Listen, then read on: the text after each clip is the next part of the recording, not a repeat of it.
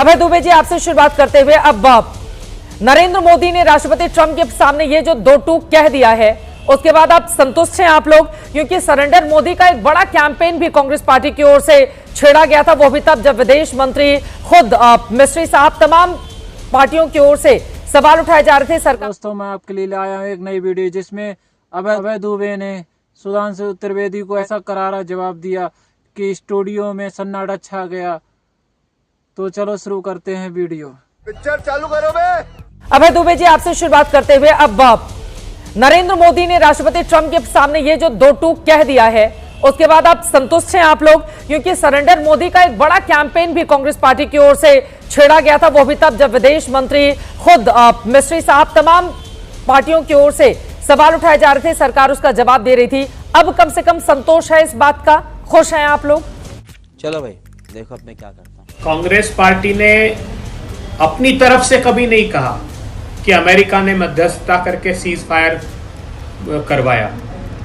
America के राष्ट्रपति ने 13 और 14 बार ये कहा, मीडिया के सामने कहा, इंटरनेशनल मीडिया के सामने कहा, ट्वीट करके कहा, और वो भी फॉल्स इक्विवेलेंस पर। हम जो आतंकवाद का शिकार थे भारत के लोग, और वो जो आतंकवाद की शरण स्थली है पाकिस्तान, उनको एक स्थान पर खड़ा कर दिया डोनाल्ड ट्रंप ने। तब कांग्रेस पार्टी ने कहा, प्रधानमंत्री जी आइए, सर्वदलीय बैठक कर लीजिए या एक दिन का सेशन बुलाइए और आप खुद वक्तव्य दीजिए। आज हमारे विदेश सचिव आकर ये कह रहे हैं कि प्रधानमंत्री जी की बात हुई, तो क्या गारंटी है कि कल फिर अगर ट्रंप साहब बयान दे और ये कह दें कि हमने ये ट्रेड का हवाला देकर इन दोनों का युद्ध रुकवाया, तब क्या होगा? तो इसलिए प्रधानमंत्री जी को आना चाहिए सामने और देश को ये बताना चाहिए। इस सज्जन को क्या तकलीफ है भाई? बड़ी बात ये रही कि हमने 11 सालों में मोदी सरकार ने बातों पर क्यों भरोसा नहीं है आपको? प्रधानमंत्री जी का तो महिमा मंडन किया, लेकिन विदेश सचिव की बातों पर भरोसा क्यों नहीं है कांग्रेस को? अब प्रधानमंत्री जी क्यों नहीं बोलना चाहते? हाँ, प्रधानमंत्री जी क्यों नहीं बोलना चाहते?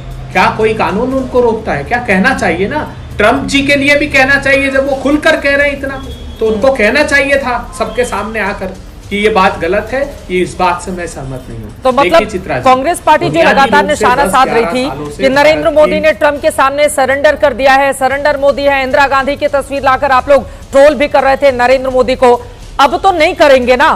शाबाश। उन्होंने ट्रंप को फोन में जो बातचीत हुई है उसमें स्पष्ट कर दिया है कि पाकिस्तान की गोली का जवाब भारत गोले से देगा, आतंकवाद को कतई बर्दाश्त नहीं करेगा, न तो मध्यस्थता स्वीकार की थी न करेगा। सैन्य कार्रवाई रोकने के बाद भारत पाकिस्तान के साथ हुई थी, मध्यस्थता पर भी उन्होंने अपनी बात जाहिर कर दी है। अब तो आप लोग संतुष्ट हैं ना, या अभी भी सिर्फ मोदी बोलेंगे तभी संतोष होगा? रुक, तेरे को बता देती। प्रधानमंत्री जी ने, भारत ने सबसे बड़ा आरोप लगाया था आसिफ मुनीर पर कि पाकिस्तान ने संस्थागत रूप से भारत में आतंकवादी हमला कराया, स्टेट फ्यूनरल आतंकवादियों के किए। ये हमारे डिप्लोमेट्स ने पूरे विश्व भर में तस्वीरें बताई। तो क्या प्रधानमंत्री जी ने कहा कि ट्रंप साहब वही जो मेन कल्प्रिट है उसके साथ आप कैसे लंच कर सकते हैं? शर्म करो, शर्म। आसिफ मुनीर जो सेना अध्यक्ष पाकिस्तान का है, अमेरिका ने एडीबी से, आईएमएफ से और वर्ल्ड बैंक से इस घटना के बाद पाकिस्तान को लोन दिलवाए। हमने यूनाइटेड नेशन सिक्योरिटी काउंसिल में 29 अप्रैल को योगना पटेल हमारी प्रतिनिधि डॉक्यूमेंट्री एविडेंस लेकर गई और यह कहा कि पाकिस्तान संस्थागत रूप से उनके विदेश मंत्री के स्टेटमेंट सहित, उनके सेना के अधिकारियों के स्टेटमेंट सहित ये कहकर आई कि पाकिस्तान संस्थागत रूप से, औरंगजेब का स्टेटमेंट भी उसमें था जिसमें उसने पुलवामा को भी स्वीकार किया था कि पाकिस्तान संस्थागत रूप से आतंकवाद में शामिल है। फिर क्या हुआ?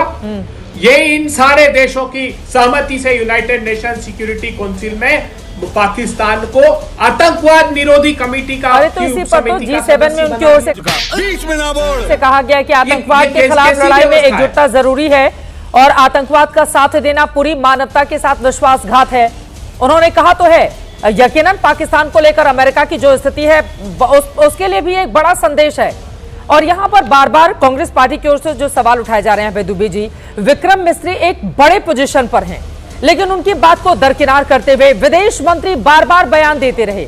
उनकी बात को दरकिनार करते हुए नरेंद्र मोदी बोले, जब तक मोदी नहीं बोलेंगे तब तक, यानी कि सरेंडर उन्होंने कर दिया है। इस तरह का चाल चरित्र और चेहरा कांग्रेस का, और सिंगल पॉइंट एजेंडा है। यहां पर देखिए आपके जो नेता हैं जयराम रमेश जी, उन्होंने तो मतलब हद ही कर दी। नरेंद्र मोदी पर निशाना साधने में ये भी भूल गए कि विदेश नीति के मामले में कम से कम अपने कदम फूंक फूंक कर रखे जाएं। अब जनवरी का बयान लाकर मौजूदा वक्त में जून में वो निशाना साध रहे हैं उनके ऊपर। चड्ढा समझाओ इसे, समझाओ। नहीं ठीक है, उन्होंने कहा, उन्होंने इस बात को सार्वजनिक रूप से स्वीकार किया। आज सवाल इस बात का है कि समूचे विश्व ये परिस्थितियां निर्मित क्यों हुई, आखिर ये हालात बने क्यों। हम दृढ़ता से भारत की सरकार के साथ, प्रधानमंत्री जी के साथ खड़े थे, कल भी थे, आज भी हैं। लेकिन उस समय ये टर्निंग पॉइंट आया जब हमारे विदेश मंत्री जी ने ये बयान दिया कि at the start of the operation हमने पाकिस्तान को इन्फॉर्म किया। मतलब एक तरफ यूनाइटेड नेशन सिक्योरिटी काउंसिल में 29 अप्रैल को आप कह रहे हैं कि पाकिस्तान संस्थागत रूप से शामिल है, और हमारे विदेश मंत्री कहते हैं कि इस ऑपरेशन की जानकारी हमने पाकिस्तान को दी। तो समूचा विश्व कह रहा है कि फिर पाकिस्तान कल्प्रिट कैसे हो गया। तो फिर दिमित्री पास्कोव जो रशिया के प्रेसिडेंट की प्रवक्ता है, वो कहती है कि हमारे लिए दोनों पार्टनर है। एक और बात के लिए मैं आगाह करना चाहता हूं सरकार को, 6 और 7 जुलाई को ब्राजील में ब्रिक्स की मीटिंग होने वाली है। उस ब्रिक्स की मीटिंग में चाइना और रशिया पाकिस्तान की स्थायी सदस्यता की पैरवी करने वाले हैं, क्योंकि पिछले साल पाकिस्तान ने वहां अप्लाई किया है मेंबरशिप के लिए। मतलब 3 विश्व की जो बड़ी शक्तियां हैं वो तीनों पाकिस्तान के साथ। एक आतंकवादी, तो हमारी डिप्लोमेसी क्या हुआ। वाह मोदी जी, वाह वाह। हमने अपने सार्क देश, हमने अपने बुनियाद को सबसे पहले कमजोर किया। भारतीय जनता, एक आखिरी बात कहने दीजिए, सार्क के नेशन में 2016 से हमने उनका कॉग्निसेंस ही नहीं लिया। हमने कहा कि सार्क को छोड़कर हम बिम्स्टेक की तरफ जा रहे हैं, तो हमने बिम्स्टेक पर काम करना, वहां पर थाईलैंड और म्यांमार ऐड थे पाकिस्तान के अलावा। लेकिन आज श्रीलंका से हमारे संबंध अच्छे नहीं है। आज नेपाल से मुद्दों पर आएंगे। अभी ट्रंप और मोदी की जो बातचीत हुई है उसी पर रहते हैं। ठीक है, सुधांशु त्रिवेदी जी, अभय दुबे जी ने तमाम मुद्दों पर आपको निशाने पर लिया है, और ये सवाल पूछा गया कि विक्रम मिस्री जो बातें आकर बोल रहे हैं उसको प्रधानमंत्री नरेंद्र मोदी खुद क्यों नहीं बोलते, और इस बात की क्या गारंटी है कि कल फिर से ट्रंप आकर ये दावा ना कर दे कि हाँ हमने ही मध्यस्थता की थी।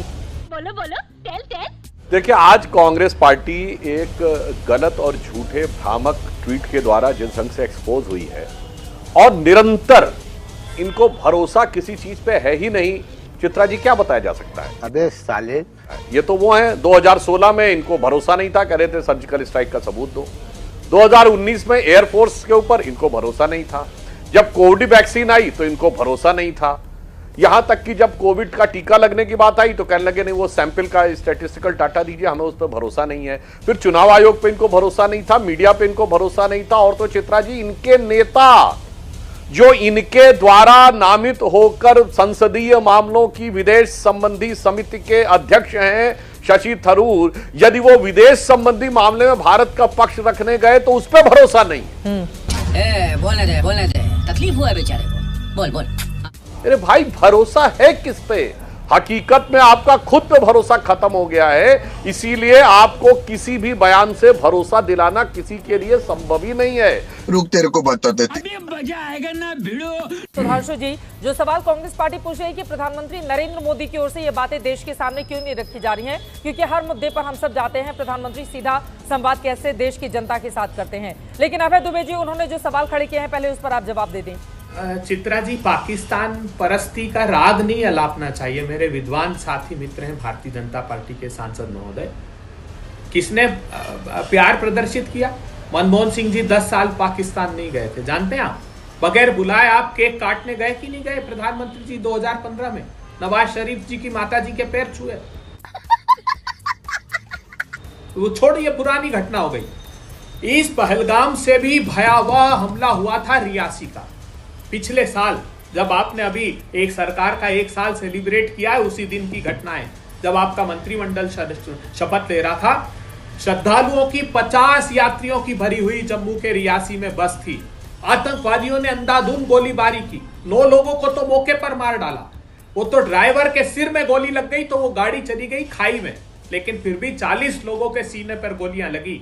वो जिंदा बच गए, इससे बड़ा हमला था। उसके बाद क्या किया आपने? उसके बाद हमारे विदेश मंत्री जी वो जाते हैं एससीओ की मीटिंग में पाकिस्तान, और शहबाज शरीफ के घर पर डिनर होता है, उस डिनर को एंजॉय करते हैं। क्यों साहब? आया था क्या चीन कश्मीर में? पाकिस्तान आया था? उन्होंने कहा आर्टिकल 370 के बाद हम नहीं जाते, उसने साफ विरोध कर दिया। आपने इतनी बड़ी आतंकवादी घटना हुई, उसके बावजूद उनके यहाँ डिनर करने गए, और ये 2016 से सुन रहा हूं कि हमने पाकिस्तान के खिलाफ को डरा दिया, पाकिस्तान का हिम्मत नहीं होगा। पाकिस्तान क्यों साहस हो रहा है? डिटरेंस क्यों नहीं है? ये कौन तय करेगा, बताइए मुझे आप। वाह मोदी जी, वाह वाह। अगर हम एक रास्ता दिखाना चाहते हैं आपको, प्रधानमंत्री जी को, देश की सरकार को, तो आप हमारे खिलाफ प्रतिशोध की आग में जलते हैं। बताइए, प्रधानमंत्री जी पहली बार ट्रंप साहब से गले मिले थे, कांग्रेस पार्टी ने कहा कि प्रधानमंत्री जी, उन्होंने आपकी यात्रा के एक दिन पहले जनरलाइज सिस्टम ऑफ प्रेफरेंस से भारत को हटा दिया है। हम 2000 आइटम ड्यूटी फ्री एक्सपोर्ट करते थे अमेरिका को, क्योंकि हमारा ट्रेड प्लस पार्टनर था। वो पेरिस कन्वेंशन से क्लाइमेट के बाहर हो गया। ये बयान देकर प्रधानमंत्री जी की मौजूदगी के एक दिन पहले कि India and China are eating our lunch, वो बाहर हो गया। आपने एक शब्द बात नहीं की। शर्म करो शर्म। आज बहुत गंभीर खतरा है देश के लोगों। आज चीन क्या कर रहा है? पाकिस्तान को उसने J-35A 5th जनरेशन का plane, HQ-19 air defence system और KJ-15 एयरबोर्न असेट्स, ये जो तीनों का सम्मिश्रण है, ये बहुत घातक है। हमको तैयारी करनी होगी। हमारी तैयारी कहां चूक हुई? 2019 से लगातार पूरे विश्व ये एक्सपेक्ट कर रहा था, और हम, सुनिए ना एक मिनट, उतना सा समय तो दीजिए जितना उनको दिया है। आज उन्होंने इलेक्ट्रोमैग्नेटिक स्पेक्ट्रम मैनेजमेंट का इतना बड़ा इस्तेमाल किया है, हम बहुत पीछे हैं। जब राहुल गांधी जी ड्रोन को लेकर और इस वॉरफेयर को लेकर, नॉन काइनेटिक वॉरफेयर को लेकर बात कर रहे थे, तो हंसी उड़ा रहे थे। आज समय है, हम आगाह करते हैं। हमारी अगर इस प्रिपेयरनेस पर ध्यान नहीं दिया, और एयर चीफ मार्शल को सुनिए क्या कहा है उन्होंने इंटरव्यू में, कि मेरे देखते एक भी प्रोजेक्ट समय पर पूरा नहीं होता। हम साइन करते वक्त ये जानते हैं कि ये समय पर पूरा नहीं होगा। तुम्हें शर्म है कुछ? तो आज वॉरफेयर चेंज हो गया। सुधांशु त्रिवेदी जी, सरकार को कहिए कि सारे प्रतिपक्षी दलों के साथ सरकार बैठे और एक ऐसी रणनीति तैयार करें कि पाकिस्तान उनकी शिकायत इस को बात हम को लेकर ऐसा है कि विपक्षी दल अगर आपको सही रास्ता दिखाते हैं। चुप साली, बकवास करती है हरामखोर। दोस्तों, वीडियो कंप्लीट हो चुकी है, और आपने देखा इस वीडियो में अभय दुबे ने सुधांशु त्रिवेदी की किस तरीके से धुलाई की। आपको ये वीडियो कैसी लगी कमेंट बॉक्स में हमें ज़रूर बताएं, और अगर आप हमारे चैनल पर नए आए हैं तो चैनल को सब्सक्राइब जरूर कर दें। मिलते हैं नेक्स्ट वीडियो में।